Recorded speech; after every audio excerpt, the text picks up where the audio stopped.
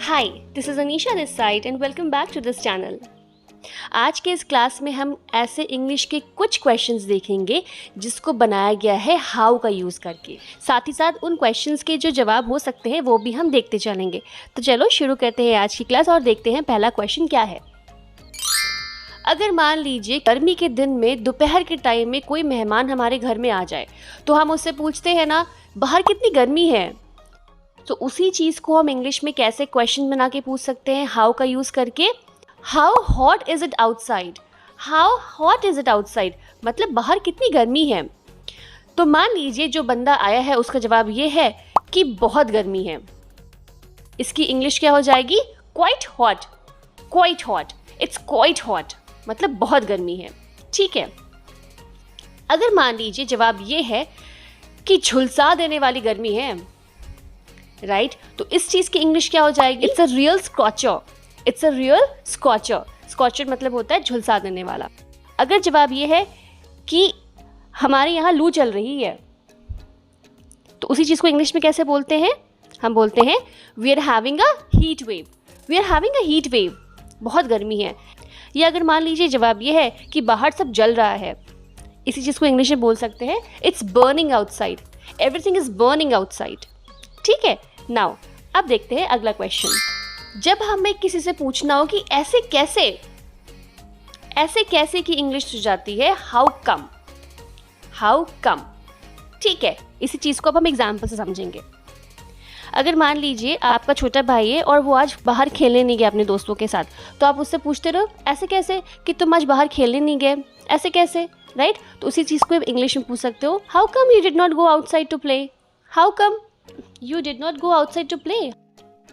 तो मान लीजिए इसका जवाब ये है आपके भाई के पास कि मुझे फुटबॉल खेलना पसंद नहीं है। I don't like playing football। मेरे सारे दोस्त लोग फुटबॉल खेल रहे हैं आज। उसी तरीके से अगर मान लीजिए आपका कोई दोस्त अचानक दिल्ली चला गया हो तो आप उससे पूछते हैं ना ऐसे कैसे तुम दिल्ली चले गए, राइट। तो उसी चीज़ को आप इंग्लिश में पूछ सकते हो how come you went to Delhi. How come you went to Delhi मतलब ऐसे कैसे तुम दिल्ली चले गए। मान लीजिए आपके दोस्त का जवाब ये है कि किसी ज़रूरी काम से गया था, तो उसी चीज़ को इंग्लिश में बोल सकते हैं went for some important work। went for some important work। अब देखते हैं अगला क्वेश्चन। मान लीजिए आपको किसी से ये पूछना हो कि तुम्हें ये कैसे पता, राइट। तो इसकी इंग्लिश में क्वेश्चन क्या हो जाएगा? How do you know this. How do you know this.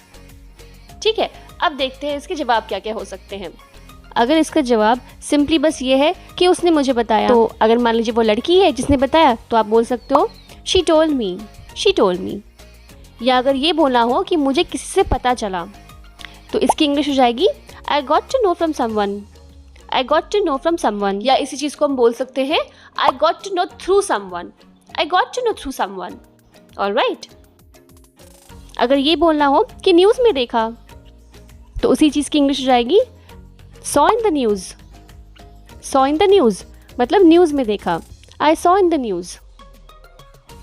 अगर मान लीजिए हमें ये पूछना हो कि मैं उन्हें कितना पैसा दूं या मुझे उन्हें कितना पैसा देना है, तो उसी चीज़ की इंग्लिश हो जाएगी how much should I pay them। how much should I pay them। पे मतलब होता है पैसा देना या भुगतान करना। ठीक है। तो how much should I pay them। अब देखते हैं इसके आंसर्स क्या क्या हो सकते हैं। अगर मान लीजिए जवाब ये है कि तुम्हारी मर्जी जितना चाहे उतना दो, तो उसी चीज़ को हम इंग्लिश में बोल सकते हैं your wish as much as you want to give. Your wish as much as you want to give. ठीक है।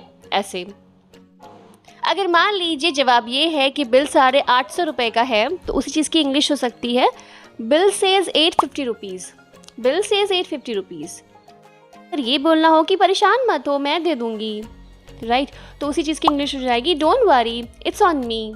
It's on me. It's on me का मतलब होता है मैं पे करूँगी।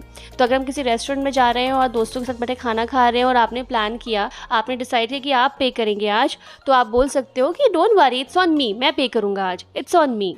ठीक है। ऐसे नेक्स्ट क्वेश्चन है, अगर मान लीजिए हमें ये किसी से पूछना हो कि तुम कितनी बार जिम जाते हो। तुम कितनी बार जिम जाते हो, तो इसी चीज़ की इंग्लिश हो जाएगी how often do you go to the gym. How often do you go to the gym, right. अब देखते हैं इसके आंसर्स क्या क्या हो सकते हैं। अगर जवाब ये है कि लगभग रोज़ जाता हूँ, लगभग रोज़, तो लगभग रोज़ की इंग्लिश हो जाती है ऑलमोस्ट डेली, या ये हो सकता है एवरी डे, हर रोज़। ठीक है, और क्या जवाब हो सकता है? अगर मान लीजिए जवाब ये है कि जब भी मुझे खाली समय मिलता है तब मैं जाता हूँ, राइट, तो उस चीज़ की इंग्लिश हो जाएगी whenever I get free time, whenever I get free time, मतलब जब भी मुझे खाली समय मिलता है। ठीक है, और अगर मान लीजिए जवाब ये है कि हफ्ते में 3 बार जाता हूँ, तो उसी चीज़ की इंग्लिश हो जाएगी 3 times a week I go, 3 times a week I go, मतलब हफ्ते में 3 बार मैं जाता हूँ। ठीक है, या अगर मान लीजिए जवाब ये है कि एक दिन छोड़ के मैं जाता हूँ, तो उसी चीज़ की इंग्लिश हो जाएगी every alternate day I go to the gym, every alternate day I go to the gym, मतलब मैं हर दूसरे दिन जिम जाता हूँ। ठीक है, नाउ नेक्स्ट, अब देखते हैं अगला क्वेश्चन क्या है। अगर मान लीजिए हमें किसी से ये पूछना हो कि ये कितना गहरा है ये, ठीक है, तो हम इसी चीज़ को इंग्लिश में पूछ सकते हैं how deep is it, deep मतलब गहरा। और अगर मान लो किसी से पूछना हो कि कितना चौड़ा है, तो चौड़े को हम बोलते हैं हाउ वाइड इज इट, मतलब ये कितना चौड़ा है। ठीक है, तो चलो देखते हैं पहला क्वेश्चन कि हाउ डीप इज इट, इसका आंसर क्या क्या हो सकता है। ठीक है, मान लीजिए जवाब ये है कि काफ़ी गहरा, तो इसी चीज़ की इंग्लिश हो जाएगी quite deep, it's quite deep. अगर जवाब ये है कि ये 3 फीट गहरा है, तो उसी चीज़ की इंग्लिश हो जाएगी it's 3 feet deep, it's 3 feet deep, मतलब 3 फीट गहरा है। ठीक है, तो इसी के साथ आज की क्लास यहाँ पे कंप्लीट होती है एंड आई होप आपको आज की क्लास पसंद आई होगी। अगर पसंद आई है तो प्लीज़ इस वीडियो को लाइक करिए और अपने दोस्तों के साथ शेयर करिए, और अगर सब्सक्राइब नहीं किया है तो मेक श्योर सब्सक्राइब भी कर लीजिए। चलिए अब हम मिलेंगे अगली क्लास में, अपना ख्याल रखना, टेक केयर, बाय बाय।